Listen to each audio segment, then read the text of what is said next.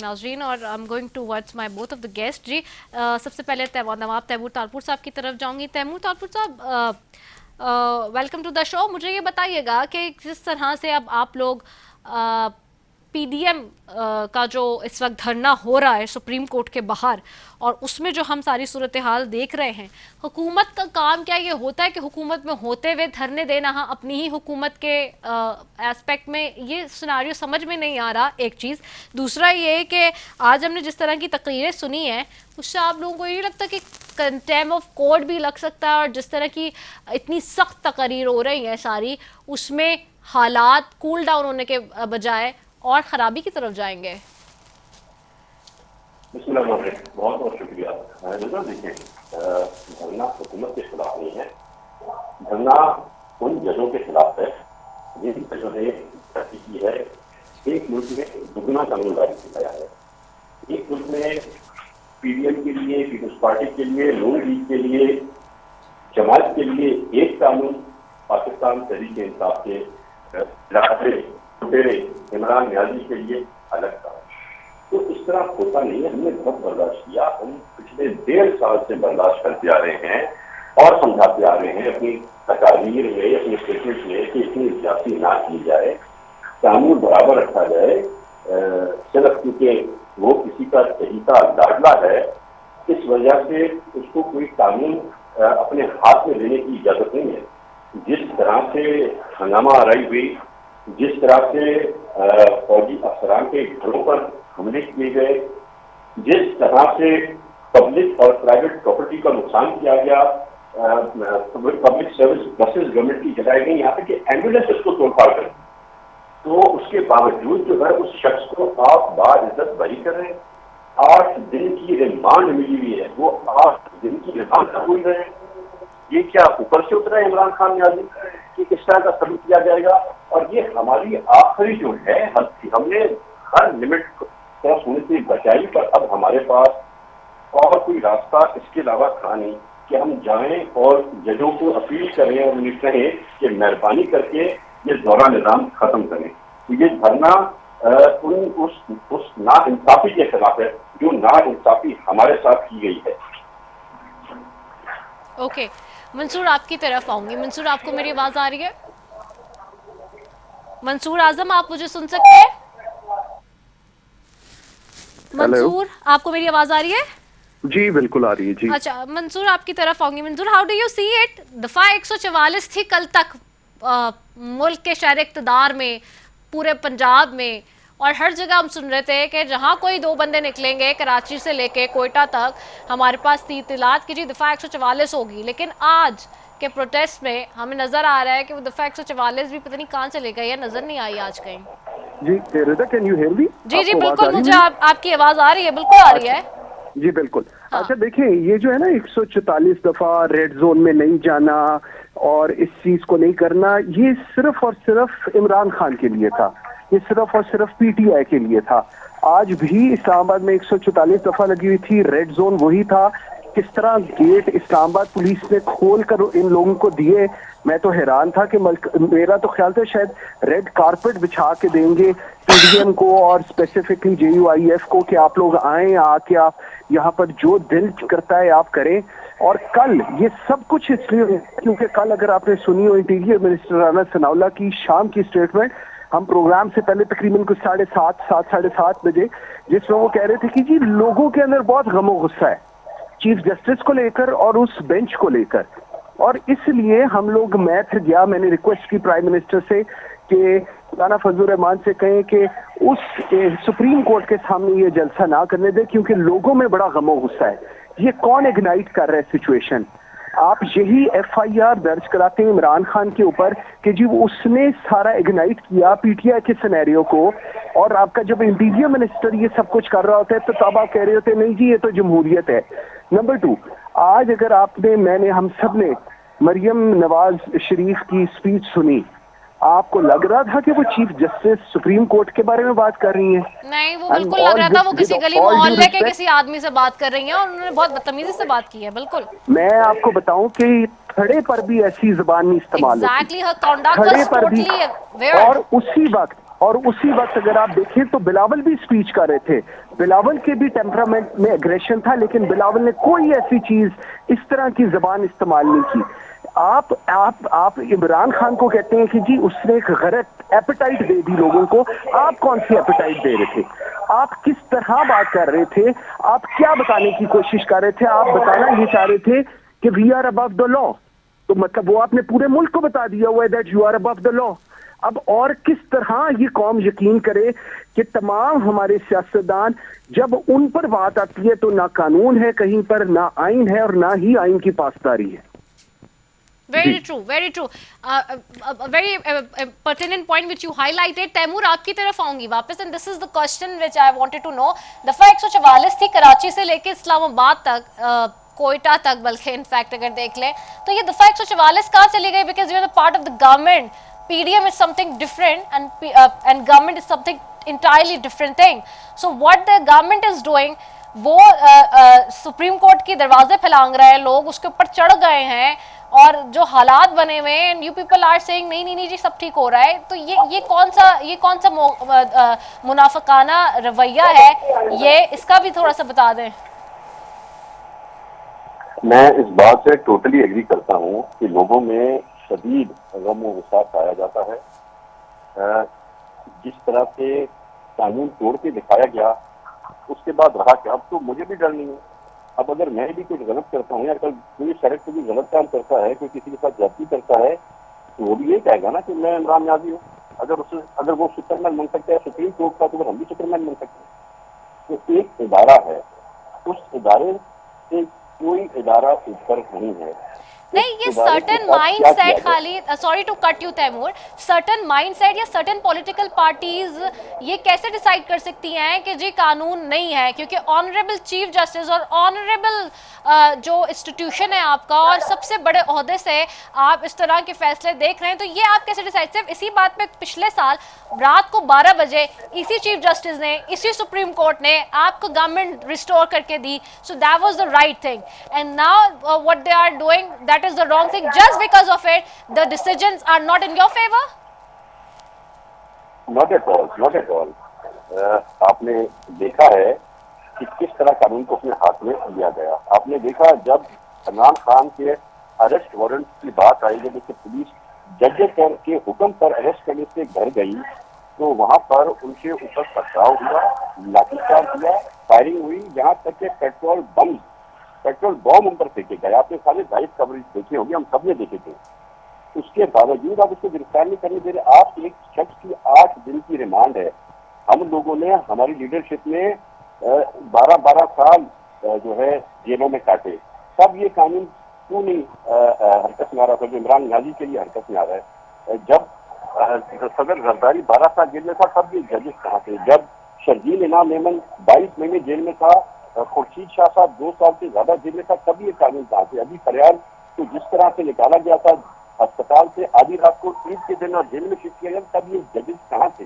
अगर हमारे लिए भी इसी तरह के कानून होते तो फिर हमें भी समझ नहीं आता, या फिर कानून चेंज कर दे। जज साहबान को हम कहते हैं कानून चेंज कर दें, लॉ चेंज कर देते हैं, कोई आज के बाद गिरफ्तारी ना हो। और आज जस्ट बिकॉज ऑफ इट कि उस वक्त आप लोगों के साथ ज्यादती हुई, यू पीपल वांटेड कि जी अभी भी ज्यादती हो, यानी कि निजाम दुरुस्त ना हो, अगर निजाम दुरुस्त करने की बात कोई करे तो जस्ट बिकॉज ऑफ इट। बिल्कुल भी नहीं।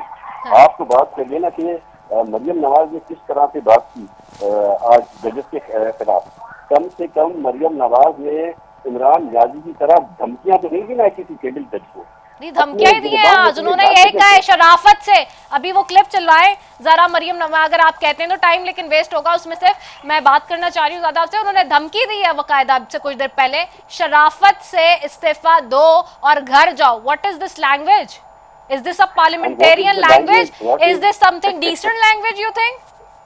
व्हाट? तो जब आप किसी को पानी से बाहर निकाल देंगे तो वो क्या करेगा? This is the frustration that the जजेस have given, not just to the public but to the public, the representative, the government। हर कोई गुस्से में है और गम में है। तो गुस्से के लिए आज उन्होंने कहा ना, गुस्सा इसलिए आया है, ये सब इंस्टिगेट हुआ क्योंकि इलेक्शंस नहीं हो रहे।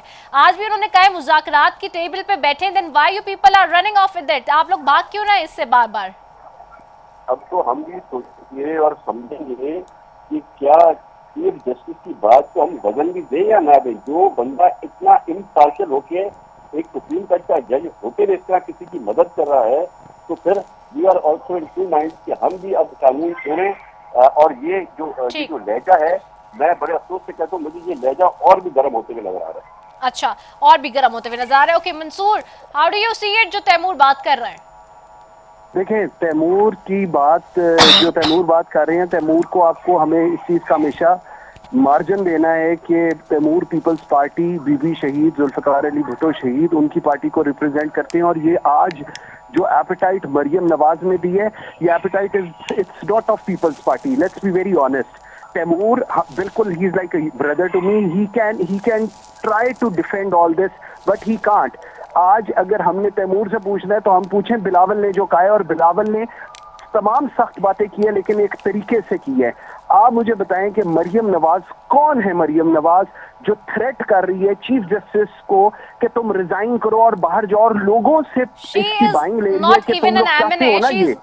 आप मुझे बताएं ना, this is how you are exactly yes. This is how you want yes. to run your exactly. country, by giving this appetite to the people out there कि आपका जिस वक्त जब दिल चाहे आप चीफ जस्टिस को उठा के जो मर्जी कमेंट्स करें, जिस तरह मर्जी की बात करें, सिर्फ इसलिए कि वफाक के अंदर आपकी हुकूमत है और आपको कोई पूछने वाला नहीं, आपको कोई अरेस्ट करने वाला नहीं। मैं सिर्फ that is the sole reason she said all this thing. आप इस चीज को, और आप मुझे हम लोग देखें, मैं कंडेम करता हूं स्ट्रांगली जो इमरान खान ने बाहर आके DGISPR और बाकी लोगों के बारे में कहा। We strongly condemn. कल शायद मैं उनमें से होऊंगा जिसने एक पूरा सेगमेंट किया व्हाट एवर हैपेंड और किन किन के लैप्सेस थे about the core commander house and everything, but that does not give any justification to any political party के वो उठ के एक अदलिया के अगेंस्ट चढ़ाई शुरू की हुई है और दूसरों ने की हुई है आर्मी के अगेंस्ट। और आप चाह रहे हैं कि ये पॉलिटिकल पार्टीज बैठे, पास्ट के अंदर इनको इस्टेब्लिशमेंट लेकर बैठती थी, अब आप पॉइंट ऑफ नो रिटर्न पर आ गए हैं। आज भी चीफ जस्टिस ने कहा है कि आप लोग बैठे और बात करें, आप लोग बात करने को तैयार नहीं। तैमूर नोज पाकिस्तान की इकोनॉमिक सिचुएशन क्या है because he has a background of it. आप बाकियों ये जितने इस वक्त तकारीर कर रहे हैं, इनको ये नहीं पता पाकिस्तान की GDP का मतलब क्या होता है, और ये लोग इकोनॉमी की बात कर रहे हैं। आपके फाइनेंस मिनिस्टर कहते थे कि मैंने IMF को तो हाथों में खेलता रहा हूं बचपन से, खेल के दिखाए ना। $1 बिलियन के लिए उसने नाक से लकीरें निकाल दी पूरे मुल्क की। इमरान खान सारा वाला एपिसोड हुआ, उस दिन ही सेड करना है तो करो, नहीं करना तो जाओ। This is what your finance minister has a behaviour, मतलब कोई सेंस कोई प्रिवेल करते हैं, ही कैटेगोरिकली सेड इट। और वो सारी आपकी टीवी चैनल्स की मेन स्ट्रीम लाइन था, हेडलाइन था इंटरनेशनली और पाकिस्तान के अंदर भी कि जी आपका फाइनेंस मिनिस्टर कहता है IMF को कि करना है तो करो, नहीं करना तो जाओ। I mean, what is this? मतलब ये कौन सा immature attitude है और जो अभी भी ऐड हो रहा है। And you are right, Taimur की मैं बात करूँ, exactly you're right कि he knows himself as well कि where is the situation. That's why he said कि जी कहाँ पे जा रही है इस वक्त जो है situation और कहाँ पे हालात इस वक्त खराब होते जा रहे हैं। And of course ये बहुत ही अनफॉर्चुनेट भी है और बहुत ही ज़्यादा एट द सेम टाइम बहुत ही जो है वो डेंजरस भी है, जिस आग से हम खेल रहे हैं, जिस फायर से हम खेल रहे हैं। अच्छा मंसूर, एक और चीज़ जो कि बहुत इम्पोर्टेंट है ये भी बता दीजिए साथ साथ में। अच्छा सॉरी तैमूर, ये भी बता दीजिए इसमें जो सारी चीज़ें बड़ी इम्पोर्टेंट है ये कि अब आगे अगर इसी तरह से हीट रही तो इसको कूल डाउन कौन करेगा, क्योंकि कूल डाउन नहीं होगा तो बहुत ही सिवियर किस्म के कॉन्सिक्वेंसेस आएंगे। जी जी जी, आवाज आ रही है?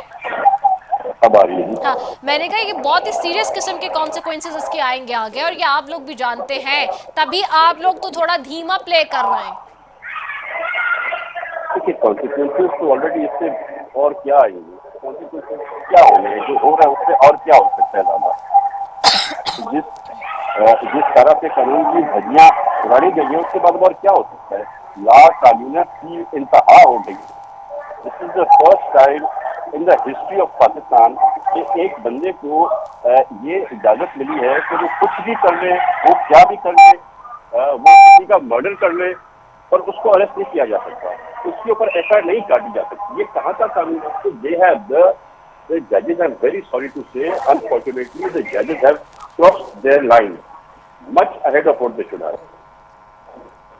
राइट ठीक हो गया, बहुत शुक्रिया तैमूर तालपुर साहब हमारे साथ और मंसूर आजम काजी हमारे साथ मौजूद थे। But this is something which is very important, I am going to say with a very responsibility and with a very authentic sources. मेरी कुछ लोगों से कुछ दिनों से बातचीत हो रही है जो कि हुकूमत के बड़े ही सीनियर लोग हैं और बड़ी सीनियर क़यादतों में से हैं and with a very responsibility. और मैं इस बात पे ये बात यहाँ पे कहूँ कि वो खुद कुछ लोग चुप भी हैं जो कि आपको नज़र आ रहा होगा, और वो खुद जानबूझ के चुप हैं क्योंकि they think the what ever is happening it's not good. इसके लॉन्ग रन में कॉन्सिक्वेंसेज बहुत ख़तरनाक होंगे, क्योंकि अगर आप एक जमात ऑपोजिशन की है खाली और अगर उसको भी क्रश कर देंगे, बैन कर देंगे और ही सब कुछ करेंगे, तो फिर उसके बाद आपकी अपनी बारी भी है, क्योंकि आप सब ने हमेशा इत्तेफाक के साथ एक पार्टी बना के नहीं रहना है। ये अलायंस है और अल्टीमेटली अलायंसेस वक्त के साथ चेंज होते रहते हैं। आई रिपीट, वक्त के साथ तब्दील होते रहते हैं। Well, going towards the Pakistan Tehreek Insaf, Shadana Gulzar sahab हमारे साथ मौजूद है। Shadana Gulzar sahab, thank you so very much for joining us. Shadana sahab, situation तो इस वक्त बड़ी वर्स्ट हो गई है। एक तरफ आप की लड़ाई को जोड़ा हुआ है जी इंस्टीट्यूशन के साथ, और जो कि नज़र भी आ रहा है जो चल रही है यानी कि एस्टैब्लिशमेंट के साथ। एक दूसरी लड़ाई शुरू हो गई है, अब वो है हुकूमत जानिब सुप्रीम कोर्ट। ऐसी सिचुएशन में कहाँ से मुज़ाकरात होंगे? चीफ जस्टिस आज कहते हैं मुज़ाकरात कराएं, और जिस तरह के हालात हैं वो ये कह रहे हैं कि आपके चेयरमैन को इस तरह के जो है वो रिलीफ मिला है जो कि कभी किसी सियासतदान को तारीख में नहीं मिला। तो इस तरह का रिलीफ तो हो ही नहीं सकता, उनको काबिल कबूल ही नहीं है जो हुकूमती सियासी जमातें हैं। जी शानदाना साहब, आपको आवाज आ रही है? शानदाना साहब, आपको आवाज आ रही है? शानदाना साहब, आपको मेरी आवाज आ रही है? शानदाना गुलजार साहब, आप मुझे सुन सकती हैं? शानदाना गुलजार साहब, आपको मेरी आवाज आ रही है? अच्छा जी, मेरी आवाज़ उन तक नहीं जा रही, उनको मेरी आवाज़ नहीं आ रही क्योंकि मुझे उनकी अल्टीमेटली आवाज़ नहीं आ रही। दैट इज़ वाई हम दोबारा कोशिश करते हैं कि उनसे रब्ता जी किया जाए। इन अ मीन वाइल जी, चीफ जस्टिस साहब ने आज क्या कहा और अटॉर्नी जनरल ने क्या कहा, उस पर चलते हैं जी। आज की सुप्रीम कोर्ट की हेयरिंग में जी जो इलेक्शन से मुतालिक है उसमें चीफ जस्टिस ने कहा कि बहुत परेशान कुन है जिस तरह सियासी ताकत इस्तेमाल हो रही है। 4-5 दिन से जो हो रहा है उसे भी देखेंगे। इदारों की तजलील हो रही है, तंसीबात को जलाया जा रहा है। चीफ जस्टिस ने यह भी कहा 2 मई को मुज़ाकरात के अमल से पीटीआई पीछे हट गई थी। अटॉर्नी जनरल ने यह बताया आईन 90 दिन में इलेक्शन का कहता है, आपका ख्याल है हम भूल गए हैं। चीफ जस्टिस ने कहा 14 मई का हुक्म था तो 14 मई पर ही अमल होना चाहिए था। चीफ जस्टिस ने यह भी कहा अदालत ने सिर्फ आईन नहीं हालात को भी देखना है। चीफ जस्टिस ने यह भी कहा, और साथ ही जब जंगी हालात हों तो कानून खामोश हो जाता है। चीफ जस्टिस ने यह भी रिमार्क्स दिए। सो जी, this is happening right now. दोबारा जाऊंगी जी शानदाना गुलजार साहिबा की तरफ। लेट्स सी कि उनसे हमारा राब्ता हो गया है। जी शानदाना गुलजार साहब, आपको मेरी आवाज आ रही है? जी आ रही है जी। Thank you so very much for joining us and I repeat my question, I think you haven't heard it. मेरा सवाल यही है कि जी एक तरफ अब ये जो अभी हम अब से कुछ देर पहले पीपल्स पार्टी और से बात कर रहे थे और एनालिस्ट से भी, तो बात यही हो रही है कि अब इस चीज़ को इस तरह से देखा जा रहा है, जो सारा सिनेरियो है, बहुत ही शॉर्ट वे में आऊँगी इसके ऊपर कि टाइम भी ज़्यादा नहीं है, कि आपकी जो लड़ाई है वो इंस्टीट्यूशन के साथ, इस्टेब्लिशमेंट के साथ है, और जो हुकूमती जमातें हैं उनकी भी एक लड़ाई शुरू हो गई है और वो है अब सुप्रीम कोर्ट से। तो इस लड़ाई में टेम्परेचर तो कूल डाउन होता नजर नहीं आ रहा। हुकूमत का मौक़िफ़ ये है आज और तमाम सियासी जमातों का अक्रॉस द बोर्ड, सिवाय आपके कि जी जिस तरह से आपकी पार्टी के चेयरमैन को एक के बाद एक रिलीफ मिला है, ऐसा रिलीफ अदालतों से इस तरह का माजी में किसी को भी नहीं मिला। And this set is an example, new example. So अगर ऐसी सूरत हाल रही तो जो मुज़ाकरात की बात चीफ जस्टिस कर रहे हैं वो कैसे होंगे इलेक्शन के ऊपर?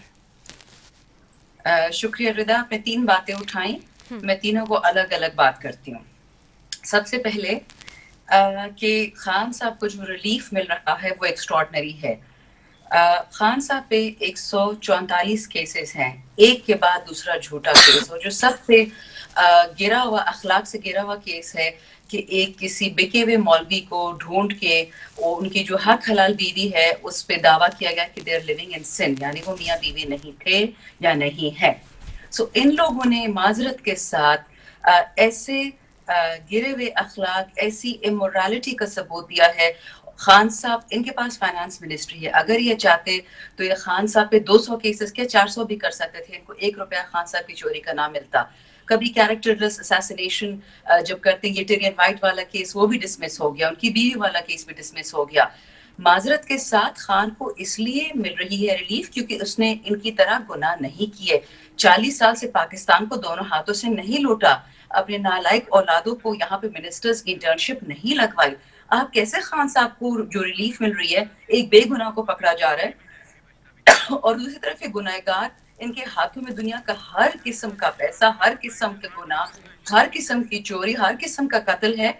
तो आप कह रहे हैं कि इनको रिलीफ क्यों मिला? यानी चोर में और एक साफ सुथरे इंसान में, और ये सिर्फ मैं पॉलिटिकल बात नहीं कर रही, ये तो पूरे पाकिस्तान में ऐसा है कि जितने आपके जेल हैं वो सिर्फ गरीबों से भरे हुए हैं, और आपके पार्लियामेंट में सारे मालदार बैठे होते हैं, आपके सेनेट में कोई गरीब नहीं बैठा होता, सारे मालदार बैठे होते हैं। ये तो पाकिस्तान में एक नॉर्म है। और ये जो सारे नून, JUIF और पीपल्स पार्टी लड़ रही है, वो स्टेटस को के लिए लड़ रही है। जिस तरह रिदा सैफी और शांताना गुलजार कभी भी प्राइम मिनिस्टर नहीं बन सकती क्योंकि हमारे पीछे कोई माँ बाप नहीं, जत्थे चलते आ रहे हैं चोरों के, वो आगे भी बढ़ जाए। तो माजरत के साथ इस पे कोई होल्ड की लड़ाई और हमारी इस्टेब्लिशमेंट से, दिस इज ऑल नॉनसेंस और मिरर का इस्तेमाल किया जाता है। क्यों? लोगों को बेवकूफ बनाने के लिए। रिदा, जो सारे लोग इस वक्त पाकिस्तानी जो खान साहब को वोट नहीं भी देते, वो क्यों सड़कों पे निकले? आज आपने वो बंदर नाच देख लिया कि कौन निकला था PDM के लिए, 100 लोग भी नहीं इकट्ठे कर पाए, अपने पैसे दे दे के। आप शायद वो भी टीवी पे देखा कि 2-2 हजार फी कस दिया जा रहा है। हमारे साथ औरतें, बच्चे, बूढ़े, नौजवान, व्हीलचेयर, डिसेबल्ड, वो तो आपने देख ली जो बर्बादी की इन लोगों ने इनोसेंट पेडेस्ट्रियंस के साथ, प्रोटेस्टर्स के साथ। क्यों निकलते हैं ये लोग? क्योंकि उनको पता है कि अगर एक बेगुनाह आदमी इमरान खान को उठा के गायब किया जा सकता है 24 घंटे के लिए, तो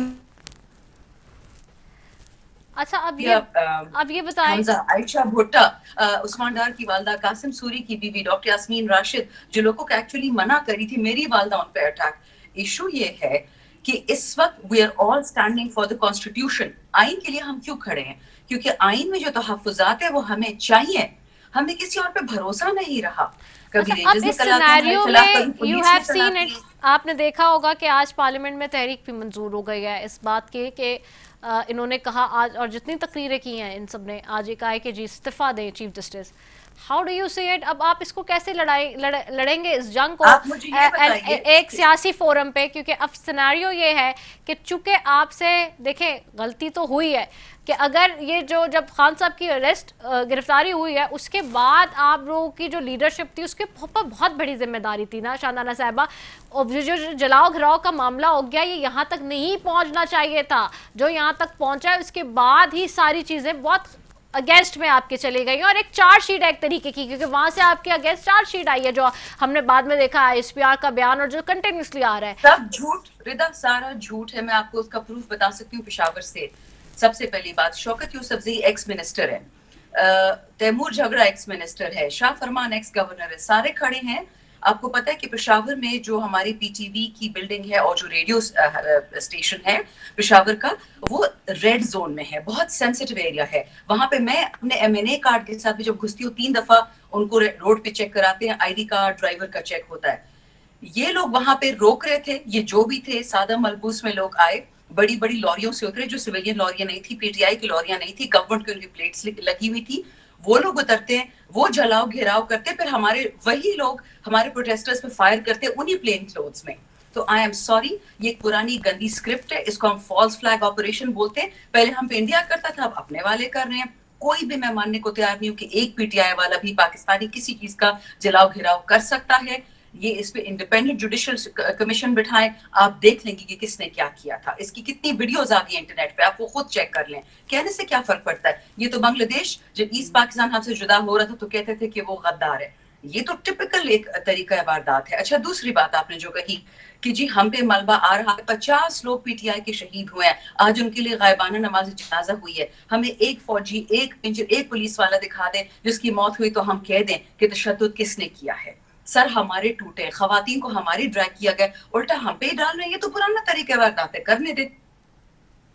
अच्छा, अब ये बताइएगा लास्ट पार्लियामेंट में आज एक रेजोल्यूशन पास हुआ है माजरत के साथ। आपने आज राजा रियाज की स्टेटमेंट सुनी है कि इमरान खान यहूदी है और उसको हैंग कर दो। ये अगर दुनिया के जो नए नए दोस्त आपके इजराइल बन रहे हैं और नए नए दोस्त आपका हिंदुस्तान बन रहा है, वहां ये बात पहुंची जहाँ पे सारे रहते हैं, हिंदू भी रहते हैं, यहूदी भी रहते हैं। इमरान खान कहाँ से यहूदी हो गया और क्यों आप उसको हैंग करेंगे? ये जितने एंटी सेमिटिज्म के आपके ऑर्गेनाइजेशंस है, जेनोसाइड वॉच वाले, मरियम नवाज और उसका चाचा कहते हैं कि जी पठान टेररिस्ट हैं। डू यू रियलाइज कि ये एथनिक जेनोसाइड की बातें हो रही है? एग्जैक्टली बांग्लादेश